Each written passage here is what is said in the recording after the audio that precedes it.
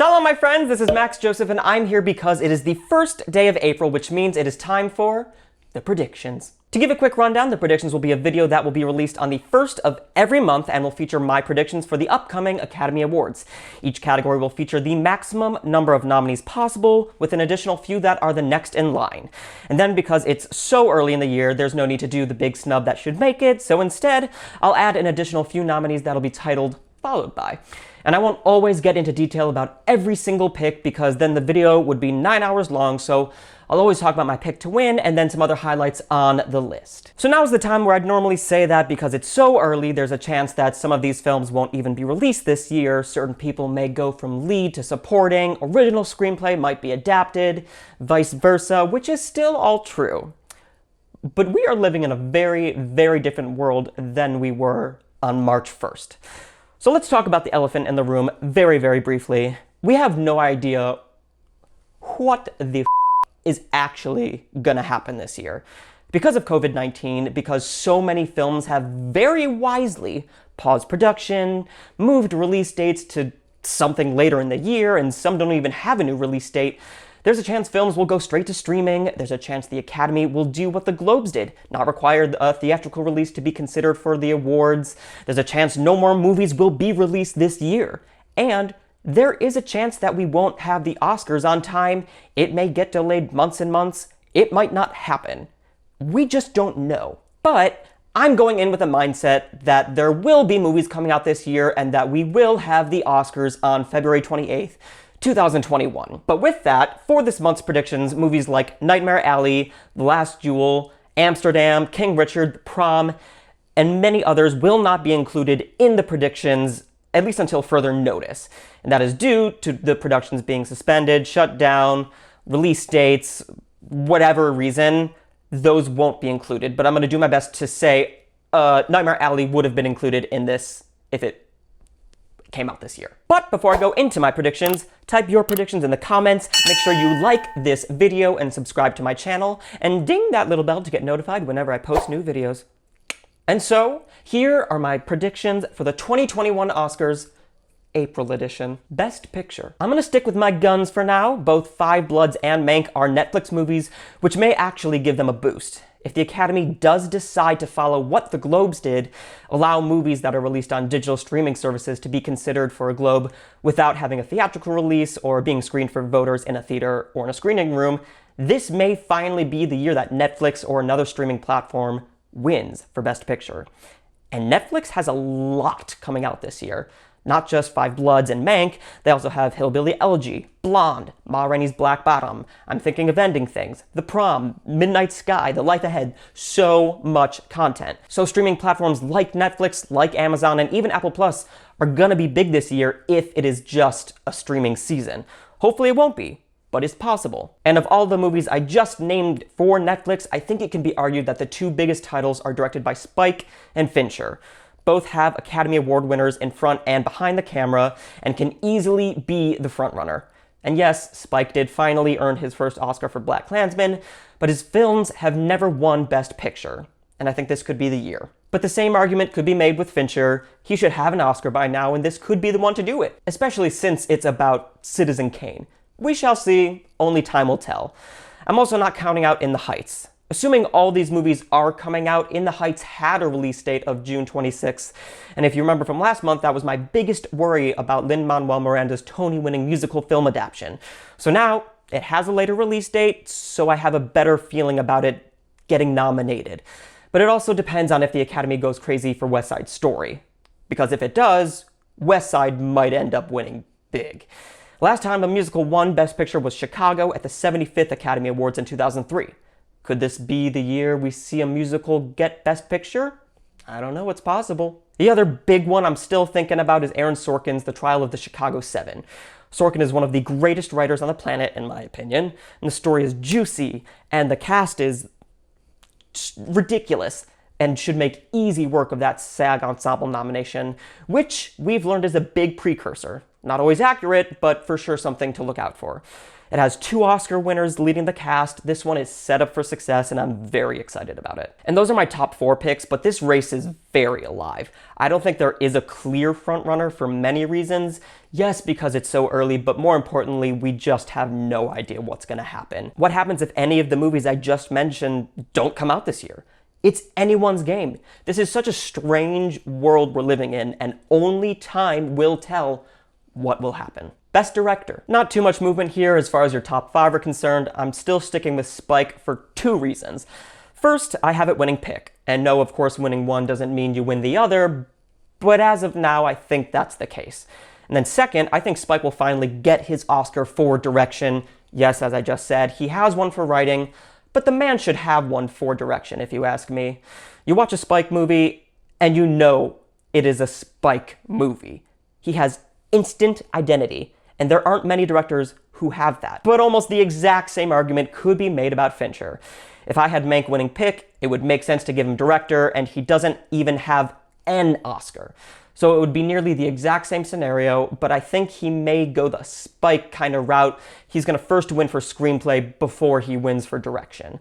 But that could change by tomorrow. I don't know. Then you have Sorkin and Zhao looking good for their films, and again, that later release date for In the Heights is gonna make a difference, so I feel even more confident right now about having John M. Chu in for directing. And I'll add, if Dune gets done on time, it could blow everything out of the water and kind of Mad Max the season, but even win the above-the-line categories, but I'm not quite sold on it yet. I'm just worried that because of the amount of post-work that film probably requires, that it won't be done on time. But I haven't heard news on it yet, so I'm going with the fact that it'll be here in December. Overall, there are a lot of brilliant directors in this lineup, some past winners, some former nominees, some never who have even been nominated. But if we get all these films this year, it really could be quite an exciting season, and hopefully a diverse season. Actress in a leading role. Ana de Armas is doing the biopic role, and they love biopics. And Marilyn Monroe is, well, she's Marilyn Monroe. So all eyes will be on her. And if she can knock it out of the park, I think she can have a pretty big upset over 3-time nominee Michelle Pfeiffer. But if Pfeiffer is as good as we're all hoping she will be, she could kind of do what Laura Dern did. After Marriage Story, it was Dern's to lose. It was almost silly to predict giving it to anyone else. Would that have been the case if Dern already had an Oscar? Probably not, but we don't know. And I'm not saying this is the trajectory that Pfeiffer will have, but if she is amazing, she may just ride that train all the way to her first win. And if not her, we also have 2 Oscar winners right behind her, Frances McDormand and Kate Winslet. Both could easily snatch it, but I do think that because Pfeiffer doesn't yet have a win, she moves in front of them. And then similar to Ana de Armas, but even more so, we have newcomer Rachel Zegler. And I said it last month and I will say it again, watch out for Rachel Zegler. If those first images of West Side Story didn't get you pumped, I don't know what will.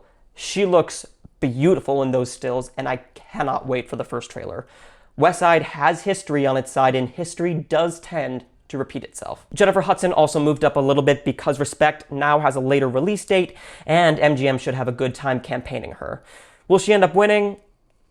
I don't see it happening as of now. Yes, she already has 1 Oscar, but the competition she has now is probably a bit tougher than what it was when she won for her supporting role in Dreamgirls, which was brilliant, by the way.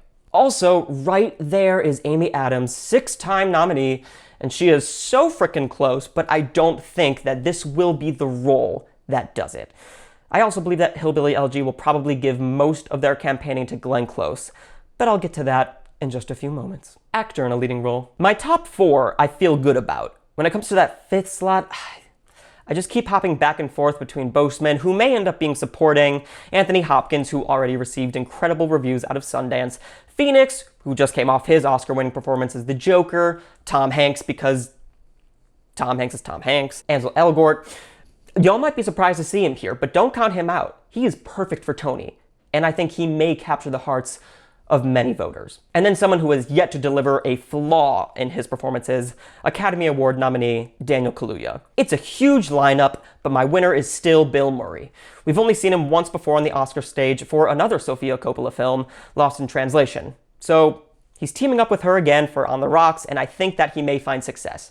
But I feel like he will either win or not get nominated at all. Those are the only two scenarios I see for him for some reason. Now, if Gary Oldman hadn't won just a few years ago, this conversation would be very, very different and very short. The only option would be Oldman, but because he does have a win, I think he might not get it. Ramos is kind of similar to Zegler. Zegler is, of course, newer to the scene than Ramos is, but both are newer to this world, and both are playing iconic musical theater characters. And the role Ramos is playing was nominated for the Tony, originally played by Lin-Manuel Miranda. And I keep mentioning it, but I do it because it's important. That later release date is huge. There is a part of me that thinks if Rocket Man had been released later than it was, Taron Egerton would be an Oscar-nominated actor. But who knows? And then Driver is for sure in this 5 because, like I said last month, and for months before that, Adam Driver is kind of the next Meryl Streep. Before you scream. When I say that, I mean, yes, he's brilliant. But he will just kind of get nominated because he's Adam Driver. Totally deserved, but might eventually turn into, well, you know, we obviously have to put Driver in. And in all honesty, I'm here for it. He's 2 years in a row, and I think he might get that 3rd. If his performance of Stephen Sondheim's Being Alive in Marriage Story taught us anything, it's that Adam Driver can do anything. And then with Boseman, I think he'll get nominated in either lead or supporting. Him teaming up with Spike Lee feels like magic to me. So whether he's here or there, I think he'll be somewhere. I also do want to mention that Will Smith was near the top of this list, but because production was stopped for King Richard, he's not included, but he's worth mentioning in case it comes out. Actress in a supporting role. Until I see otherwise, this is a battle between two people. Saoirse Ronan, who will be only 26 years old when she will potentially earn her 5th nomination next year, and the 7-time nominee who has still somehow never won an Oscar, Glenn Close. Assuming she is nominated, if Close does not win, she will tie with Peter O'Toole with the most nominations and 0 wins. And my friends, who wants to live in a world where Glenn Close doesn't have an Oscar? I just don't want that. But it might happen. At least if Saoirse Ronan has anything to say about it. I think Ronan is in a film that has a better chance of getting into picture. Not that that means you win, but it can help. And her role does sound juicier to me. But similar to Michelle Pfeiffer, but even more so, if Glenn Close is even kind of a thing, it's over. Glenn Close will win. Also, Hillbilly Elegy is Netflix, and Ammonite is Neon. So it is more likely that we'll see a Netflix film over a Neon film this year. Actor in a supporting role. I feel great about a few things here. First, someone from Mank will get nominated in this category. Whether it's Tom Burke, Charles Dance, someone is getting in. I'm gonna go with Burke because his role feels the most Oscar-y to me. David Strathairn will get in because he's gonna be next to Frances McDormand, so that feels solid to me. Then someone from Trial of the Chicago 7 will get in. Whether it's Eddie Redmayne, Sacha Baron Cohen, Mark Rylance, Yahya Abdul-Mateen II, Michael Keaton, Jeremy Strong, someone will be in there. Then Benicio del Toro is part of that mega stupid lineup from French Dispatch, and he just feels the most likely to get in at this point. But again, someone will get in from that film. Then Lucas Hedges is my bold pick this month for the 5th slot. I'm not super confident on it, but I'm gonna go with him for now. He's playing Michelle Pfeiffer's son, so that just kind of feels like something that will pique voters' interests. And if his performance is anything like it was in any of his latest films, I could for sure see him being a big contender. And then again, I want to add, just because I should, Chadwick Boseman, I think he'll get in either here or supporting, and then possibly Delroy Lindo, who isn't listed, but it really just depends on who ends up lead and supporting, because Five Bloods will have at least one actor nominated.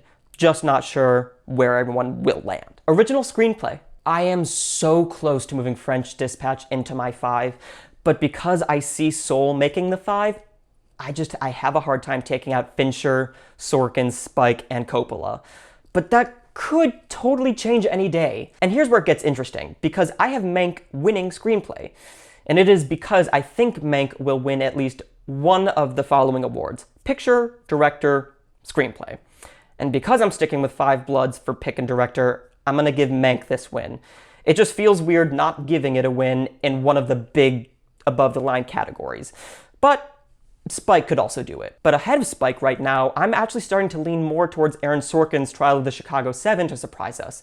If he somehow wins this, it could be his path to victory for director and even picture. I think it'll be a hard road, but it is possible.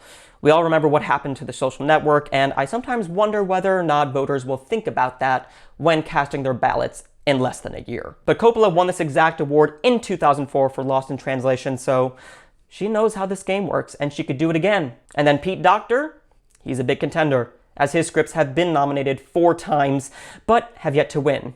In fact, no animated film has ever won a screenplay. 9 have been nominated, 7 for original, 2 for adapted. None have ultimately won. And if one studio will finally do it, Pixar feels like the one. Adapted screenplay. Coin toss between Nomadland and News of the World. And because I have Nomadland higher up in picture, I think Chloe Zhao is more likely to win. But look for these two to go head to head throughout the year. And those are the only 2 I really feel good about in this category. The rest are up in the air. I can see Vanessa Taylor getting in with Hillbilly after being nominated for Shape of Water. I can see Denis Villeneuve getting in for his first screenplay nomination. And I can see Tom Hanks getting his first Oscar nomination for screenplay. Because assuming Greyhound comes out on time, I think that Tom Hanks has a real shot here. And if he manages to get nominated for screenplay as well as in acting, he will become the second person to be nominated for writing and acting in the same year. The only other person is Emma Thompson for Sense and Sensibility, and you know what? That just sounds nice to me. But it comes down to who has a better shot at picture, and I think Nomadland has a better shot as of today, April 1st. Animated feature. My favorite category is all over the place right now, and I say that because there is a good chance that Soul gets postponed to either later this year or to next year. It was scheduled for June 19th, but that may change. Which means that assuming Soul still comes out at some point this season, depending on when it is released, we could see a big scramble from all the other studios because they're not going to want to compete with Pixar. How Do You Live was supposed to come out sometime near the time of the 2020 Summer Olympics. Obviously that isn't happening, so we're waiting on a release date for that. Onward is fine, so I'm going to skip that. Raya and the Last Dragon should be okay because it's Disney, and I don't see Pixar trying to compete with Disney in November, but it's not out of the question. So if they release in June, all is good, but if they move to any month that is not June, it affects Connected, Croods 2, Raya and the Last Dragon, and Tom and Jerry. And then we also know that at least Minions, Rise of Gru, and Scoob were postponed and have yet to announce a new release date. So they may not even come out this year. Trolls World Tour is going straight to digital, but if it doesn't get released in theaters, it is ineligible of being nominated, assuming the Academy keeps their rules of eligibility. And we still don't have a release date for a few of the other films, but you can count on them planning around Pixar. To summarize all of that, the future of this award, in my opinion, lies in the release date of Soul. If they release on time, there shouldn't be too much trouble. If they do move the release date, I have no clue what will happen. But in the end, Pixar should win this award for a second year in a row, unless How Do You Live is as good as Spirited Away. Because when Pixar is nominated for an original movie, aka not a sequel, it has only lost twice. It's 8 out of 10 for original films. The first time it lost was when the animated feature category was first introduced. Shrek beat Monsters, Inc., and then it happened again when Cars lost to Happy Feet. Every other time, Pixar has won. Cinematography. Okay, so this feels like the best time to say it. There is a world where Dune does not come out this December. There is a world where we don't see Dune till the end of 2021. So although Dune is my most nominated film this season and may even have the most wins, there is the possibility it just gets taken off this list completely, and then this award season is... who knows? Just keep that in mind moving forward. But I'm going to go with the assumption that it is coming out on time, and if it is coming out on time, I think Greg Fraser will win his first Oscar after being nominated for Lion just a few years ago. Villeneuve's last film, Blade Runner 2049, gave Roger Deakins his first Oscar. Now he has 2, by the way. And I think that Villeneuve will be able to help out Fraser as well. But Robert D. Yeoman for The French Dispatch is also working on his first Oscar, and if I could give an Oscar based on a trailer for cinematography, well, he would win this easily. This one looks like it could be big. Hillbilly Elegy will probably have some really beautiful moments throughout. Tenet is Nolan, so that's gonna happen because you just never can count out a Nolan film. And then I'm still sticking with In the Heights breaking in as my bold prediction. The category is wide open. I don't see a clear front runner here at the moment, and I'm into it. Production design. I still feel fairly confident about Mank taking this one. Period piece while creating some of the production design of Citizen Kane. It's just the safe call. And it does have Donald Graham, who did the beautiful art direction in The Curious Case of Benjamin Button. It's going to be big, and more importantly, it'll have nostalgia on its side, similar to how this last year's winner did Once Upon a Time in Hollywood. Nostalgia can have a huge impact on voters, and a film that is widely regarded as the greatest film of all time will for sure play into that. French Dispatch and Dune aren't too far behind, but I don't think it has enough momentum as of yet to beat Mank. And because Nightmare Alley is off the predictions for now, I moved up West Side Story. Especially going off the stills that we got, it looks gorgeous. The 1962 original also won this award, so that helps. So with all that, I'm looking at Adam Stackhausen to return to the stage and be a double nominee this season because he is also the designer for The French Dispatch. Costume design. Once again, Dune is at the top of this list. Jacqueline Duran is the designer, and I just can't bet against her. Even if Nightmare Alley did come out this year, I would still have Dune winning. Nightmare Alley would be in the 5, but right now I don't see it beating the 2-time winner, Jacqueline Duran. French Dispatch also feels good because it is a collection of stories, so it'll give Cohen many opportunities to do some fun stuff throughout. And again, West Side Story moved up. Those first images are amazing, and so were those costumes. And you know what? It won the award in '62. And then my bold pick is Eternals getting in, because why not? And it has BAFTA nominee Sammy Sheldon as the designer. I feel good about it. It's bold, but it's a smart bold, I guess. Black Panther is the only other MCU film to be nominated for costumes, and it also happened to win the award, but it also happened to have Ruthie Carter. So that helps. I'm not sure it'll get the win. It would have to be something really remarkable. Film editing. History will show us that this nomination is huge. If you look at it, you need this nomination to be one of the contenders for Best Picture. Are there exceptions? Yes. But because history says, I'm picking my 3 frontrunners to make this lineup. I don't have them winning, however, because Dune. Joe Walker is my current pick, which will also give him his first Oscar after being nominated for Arrival and 12 Years a Slave. Besides those 3 frontrunners, I have News of the World getting in because this film editor, William Goldenberg, won the Oscar for Argo and was nominated another 4 times. And this film is for some reason kind of giving me Argo-ish vibes. It feels like a big editing film and something that Goldenberg can really do something special with. Last Night in Soho could also maybe get in there, but it's going to be hard. I don't see it as a real contender in other places. But hey, Baby Driver got the nomination, so anything can happen. Makeup and hairstyling. I feel like I have to keep saying it in case the Academy thinks it's a bad idea, but thank goodness the Academy decided on 5 nominees. It was ridiculous to have anything but that. Anyway, this award has really just gone to the best prosthetics, so whichever film has the best prosthetics will win.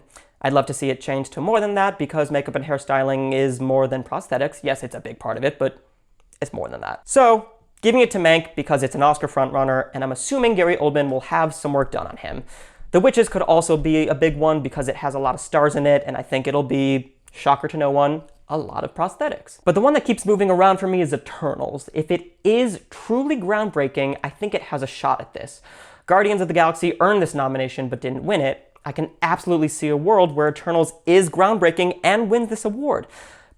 But I don't think it's the world we're living in. And I think that Dune and Blonde will just be happy to get nominated. Sound editing. I'm all in on Nolan in these sound categories. Nolan's history for sound awards. Ready? Dark Knight won sound editing, nominated for mixing. Inception won both. Interstellar, nominated for both. Dunkirk won both. Yes, his movies are awesome, and a big part of that is because of how epic the sound is. And with 4-time Oscar winner Richard King as supervisor, 3 of those being Nolan films, by the way, I think this will be win number 5. The only one I see giving it some trouble is Dune. And because Dune is predicted to win so many other Oscars, it is very possible to continue that Mad Max Fury Road trend and win this one too. But for now, sticking with Nolan. Sound mixing. Still saying Tenet because I just can't bet against Nolan until I have a reason to. So that's easy. And the reason I have In the Heights above Dune for mixing is because musicals or big music films do tend to do better in the mixing categories lately. The most recent and closest example would be Les Mis, which won this in 2013, but it missed out on a nomination in editing. But it probably won't matter because Tenet is going to win and it'll give Willie D. Burton his 3rd Oscar. Visual effects. Dune vs. Eternals is all you need to know. Will Dune begin its sweep here, or will Marvel finally earn its first win for visual effects? My prediction? give it to the Oscar frontrunner. Paul Lambert will earn his third Oscar, making him a perfect 3 for 3. His first win was with another Villeneuve film, Blade Runner 2049, then won it again for First Man in 2019. First Man, of course, managed to take the win from Avengers Infinity War. So it looks like it's Villeneuve versus Marvel Part 2. Let's see what happens. A fun stat that I brought up last month was that since 2010, 50% of the visual effects winners were in the Best Picture lineup, which is even. But I would argue that at least 3 of the 5 winners probably just missed the cut on that Best Picture lineup. So for now, I'm going with the one that is in the running for the grand prize, and I just don't see Eternals making that happen. Also, A Quiet Place 2 is not on this list, but would be somewhere in this 15 if it gets released this season. Original score. Not too much change in the top 5, just switch places with each other, but I'm still keeping Dune at the top for now. But I'm very close to moving Annette, a film all in songs ahead of it. But I'm thinking that Hans Zimmer will earn only his second Oscar, and the first one was for The Lion King, and most recently he was nominated for Dunkirk a few years ago. And except for Ron and Russell Mael, who are doing the music for Annette, the other 4 films feature artists who have either been nominated or won an Oscar. So this year may feature a few familiar faces, while hopefully introducing us to some new ones. Original song. I said it last month, but songs are a bit harder to pinpoint just because we don't really know all the films that will for sure have original songs. But we can try and guess to the best of our abilities using logic. And logic tells me a few things. First, Billie Eilish is the frontrunner. Her song, No Time to Die, from the upcoming James Bond movie, No Time to Die, is the safe pick for now. Mainly because Adele and Sam Smith also won this award for their songs for the James Bond franchise. And Billie Eilish just won 5 Grammys, she's what people will gravitate towards and will be the frontrunner for a while, unless, number 2, Lin-Manuel Miranda has anything to say about it. Because I know that he is an Oscar away from getting that EGOT, and I feel like he is gonna give us something really good for In the Heights. Third, West Side Story may do the same, but I'm not sure they'll have something written for it. It's a classic that may backfire if they try and add a song, but if it's good, it could totally be the winner. Annette is bound to get in there. A film told in song starring Adam Driver and Marion Cotillard. Yeah, I think this one will have some pretty outstanding tunes. Then Pixar will also probably give us something where we see Jamie Foxx sing something written by the Grammy nominee Jon Batiste. And my friends, if this song is placed where the Pixar dagger is, we may be looking at your future winner. Those are my predictions for the 93rd Academy Awards April edition. Let me know what you have predicted in the comments. Agree, disagree? Let me know. And so my friends, thank you so much for watching. Please make sure you like this video, give me your thoughts in the comments, subscribe to this channel, as well as follow me on Twitter and Instagram at mjoseph492. Like my page on Facebook, which is facebook.com/MaxJosephFilmPerson. And if you really love me, please consider being a patron on Patreon, where you can get patron-only content, guest interviews, giveaways, and lots more. You can even give me a film to review, a 10th of the month top 10 category, a ranking, or a song to sing. And that video will be dedicated to you. Shalom, my friends.